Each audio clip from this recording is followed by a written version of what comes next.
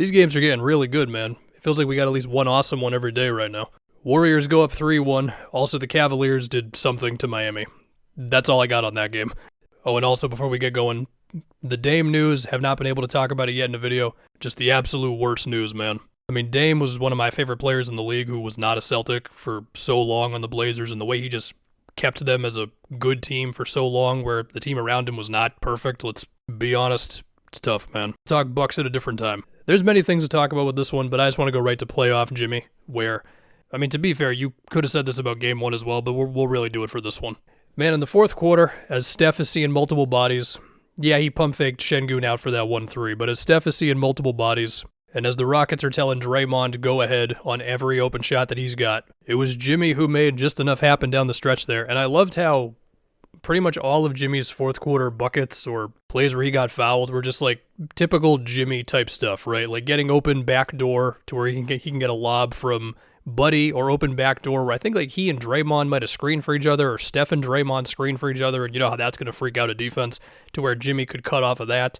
He takes Jabari as well as, I think it was Dylan Brooks in transition pretty much by himself off of a really good defensive play where you know the Warriors are just packing the paint whenever, well, this one was a Fred, I think, on a drive. One of Fred's rare shots that was not a three in this one, with which he made almost all of them, so that was a big thing for him in this one, but I think it was Pods who actually blocked him. Then he made a three when they dared him to make it, and that was with Steven Adams on Jimmy. And then, Dylan Brooks fouled him on that 1-3? And then beyond that, there were two plays that I think everybody noticed, but still you call them out because this is just the all-around impact that Jimmy has. The huge rebound he grabs after Şengün can't score on Draymond, and then earlier than that, he locked up Jabari on a drive, which became a turnover. This is why they traded for Jimmy. We love Wiggins, but this is why you trade for Jimmy, right? And the thing with this game, you already alluded to with Fred, the Rockets offense, they had some more things go their way in this one. First off, Fred. This was the Fred shooting game that they've been waiting for. Where, I mean, the inverted screens with Şengün and Fred were really cool. One for a pop, and then one where Şengün was actually the one who scored off of it, but still, it was cool. And then you just had, like, Fred, all the pull-ups that are frustrating when they don't go in, but they went in this one, or him one pass away on Şengün, and it's like, Pods, why are you helping that aggressively when he's right there? All that good stuff, all that went in for Fred. And then as far as Şengün goes, I mean, yeah, he did benefit off of Draymond, where, by the way, hilarious. I mean, depending on who you ask, maybe not hilarious, of, you get a flagrant, so therefore you're not actually kicked out of the game, that whole thing with Draymond. But, yes, Şengün definitely did benefit off of Draymond being out there for a stretch, and then he's just going at Quentin post, whether it's sometimes starting from the three-point line or just being in the post, or if GP2 happens to be on him and there's, if not a zone around him, then just like some more aggressive help defense around him, just methodically finding the seam and then backing him down, and sometimes still having to finish through like Looney or whatever.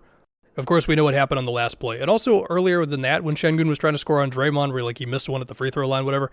And then with Amen, I mean, we know it was the convo after the last game while they're putting Quentin Post on him. Can Amen really make him pay for this, whether it's floaters? Well, in this one, it was just ridiculous, like floaters where he's shooting it over 3 Rockets is what it felt like, or these crazy like double clutch layups, or just going really fast in a straight line past Pods.